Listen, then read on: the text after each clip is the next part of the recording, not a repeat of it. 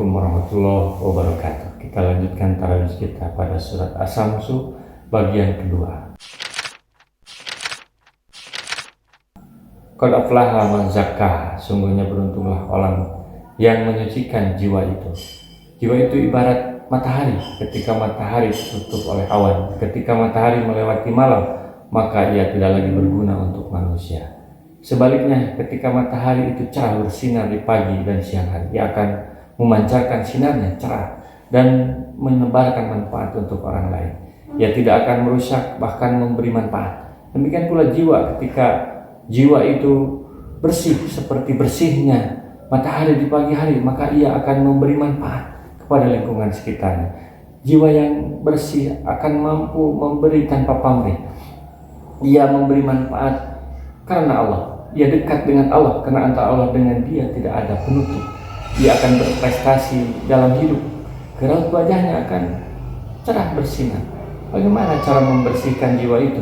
Sesungguhnya beruntunglah orang yang membersihkan diri dan ia ingat nama Tuhannya. Dalam surat Al-Alaq disebutkan, menurut ahli tafsir, yaitu orang yang membersihkan itu yang bersyahadat dan yang syarat. Waqad khaba man dassaha, dan merugilah orang yang mengotorinya. Sebaliknya orang yang kotor jiwanya, ia akan selalu merugi. Contoh orang yang kotor jiwanya adalah orang yang pelit. Ia tidak mau memberi sebelum menerima dari orang lain. Ketika berbisnis, yang ia pikirkan adalah keuntungan, bukan pelayanan. Contoh lainnya orang yang kotor jiwa adalah orang yang sombong. Ia akan sulit bergaul. Ia akan sulit menambah tambahan ilmu. Orang yang kotor jiwanya akan berdampak pada lisannya yang selalu mengeluarkan kata-kata negatif. Misalnya ejekan, kata-kata yang pesimis, dan kata-kata kotor. Orang yang kotor hatinya kadang nampak juga pada raut wajahnya. Ia akan masam, sulit senyum, dan murung. Allahumma inni a'udzubika minal ajzi wal kasali wal harami wal jubni wal buhli wa adzabil qabri. Allahumma ati nafsi taqwaha wa zakkaha anta khairu man zakkaha anta waliyuha wa maulaha. Allahumma inni a'udzubika min qalbin la yakhsha wa min nafsin la tasba wa ilmin la yanfa wa da'watin la yustajabu laha. Ya Allah, sesungguhnya aku berlindung kepadamu dari kelemahan, kemalasan, kepikunan, sifat pengecut, sifat kikir, dan ajab kufur. Ya Allah, berikanlah kepada jiwaku ketakwaannya dan sucikanlah ia. Engkau adalah sebaik-baik yang menyucikannya. Engkau adalah pemilik dan yang menguasainya. Ya Allah, sesungguhnya aku berlindung kepada Engkau dari hati yang tidak khusyuk, dari jiwa yang tidak pernah kenyang, dari ilmu yang tidak bermanfaat, dan dari doa yang tidak diperkenankan. Adakah contoh manusia yang kotor jiwanya dan hidupnya begitu? Kadzabat Samud bitaqwa. Kaum Samud telah mendustakan Rasulnya karena mereka melampaui batas. Peninggalan kaum Samud bisa disaksikan kini di sebuah tempat bernama Lembah Petra di Yordania. Kaum Nabi Samud sangat pandai membuat bangunan yang megah. Kepada mereka diutus seorang utusan Allah, Nabi Saleh. Tetapi mereka mendustakan Rasul tersebut. Jiwa mereka secara naluriah mengetahui kebenaran Nabi Saleh, tetapi mereka telah menutupnya dengan kesombongan. Karena merasa memiliki kedudukan dan harta yang banyak, mereka menolak ketentuan yang dibuat oleh Nabi Saleh.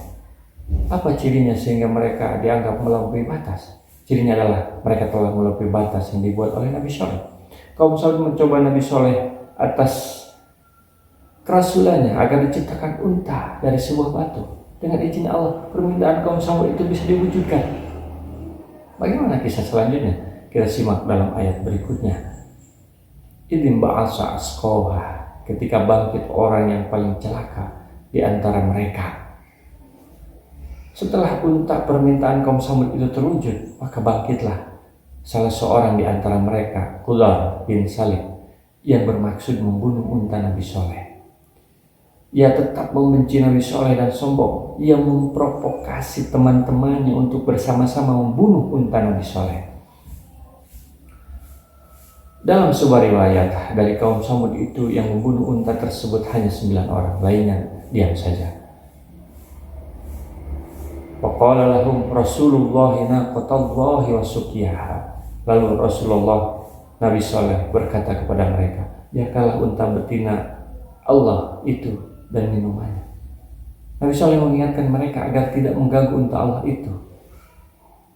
Ini adalah sebuah kalimat singkat yang merupakan peringatan keras kepada kaum Samud agar jangan mengganggu unta Allah itu dan jangan mengganggu minumannya. Nabi SAW meminta agar membiarkan untanya minum pada hari tertentu, pada tempat khusus, dan pada waktu tersebut tidak boleh ada yang mengganggu untanya. Aku berharap kalian tidak mengganggu unta Allah ini, karena aku takut bila kalian mengganggunya, kalian akan ditimpa siksa oleh Allah. Demikian kata Nabi SAW. Fakadzabuhu fa'aqaruha fadamdama alaihim rabbuhum bidambihim fasawwaha. Lalu mereka mendustakannya dan menyembelih unta itu. Maka Tuhan mereka membinasakan mereka disebabkan dosa mereka.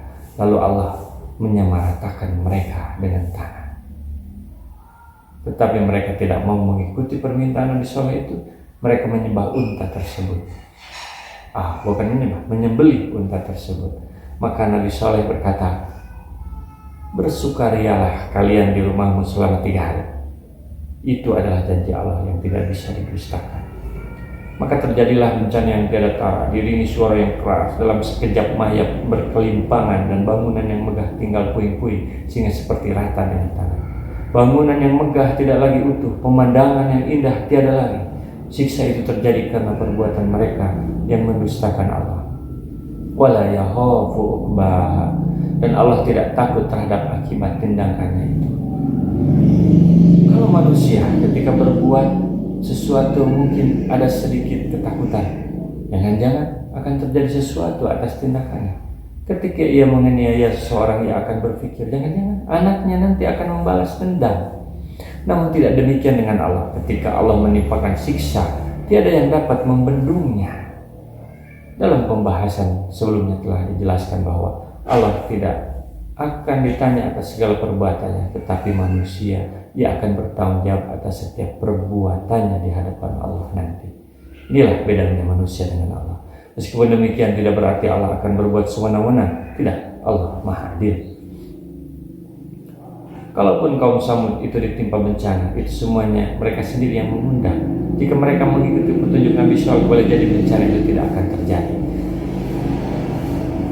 Sudah ada peringatan, sudah ada batas, tetapi mereka melanggarnya. Jadi mari kita pelihara matahari yang ada dalam diri kita dengan selalu ingat kepada Allah, dengan selalu membersihkan hati kita dengan berbagi dengan sesama, bahwa keindahan seorang manusia itu tidak hanya tampak daripada kecantikan wajah, ketampanan wajah. Kecantikan yang sesungguhnya adalah ada dalam hati. Ketika matahari diri setiap manusia itu bisa bersinar, memberi manfaat untuk seluruh manusia, bahkan untuk seluruh makhluk Allah Subhanahu wa Ta'ala. Semoga bermanfaat. Assalamualaikum warahmatullahi wabarakatuh. Rasulullah SAW bersabda, baligu anni walau ayatan, sampaikan dariku meskipun 1 ayat. Mari kita sebarkan jalan kebahagiaan dengan like, share, dan subscribe channel ini.